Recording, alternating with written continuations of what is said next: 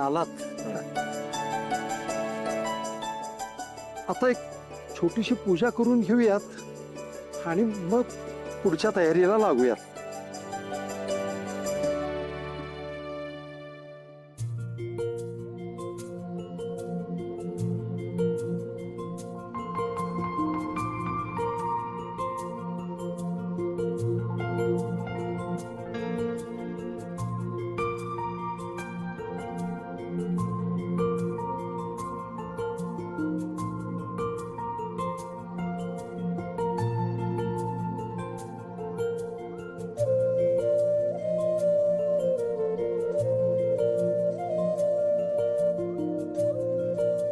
अरे गुरुजी, आता ते मुखवट्यांची साफसफाई करायची असेल ना?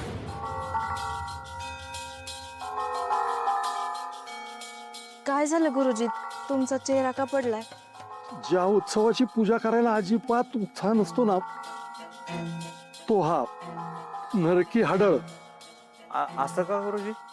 या उत्सवाच्या आठवणी फार फार भयानक आहेत. नुसतं आठवलं तरी अंगावर काटा येतो. असं काय झालं होतं?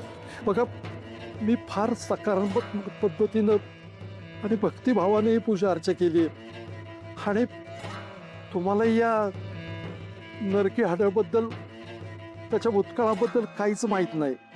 अर्थात हे एका दृष्टीनं खरंच चांगलं आहे, पण माझी तुम्हाला एक विनंती आहे. तुम्ही याचा भूतकाळ जाणून घ्यायच्या फंदात न पडलेलंच बरं. बघा, नरकी हाडळबद्दलचे समज, गैरसमज सगळं तुमच्या कानावर येऊनही सुद्धा तुम्ही गावावर आलेलं संकट टाळण्यासाठी हे पाऊल उचललं, याबद्दल खरंच तुमचं कौतुक आहे. माणसातला माणूसपण ज्या वेळेला सुस्तावतं ना, त्यावेळेला त्यातला राक्षस जागा होतो. या गावात गेले काही दिवस तेच चाललंय. पण तुम्ही काही काळजी करू नका. शेवटी त्याच्या मनात आहे तेच होईल. तो बघतोय ना सगळं, तो बघतोय.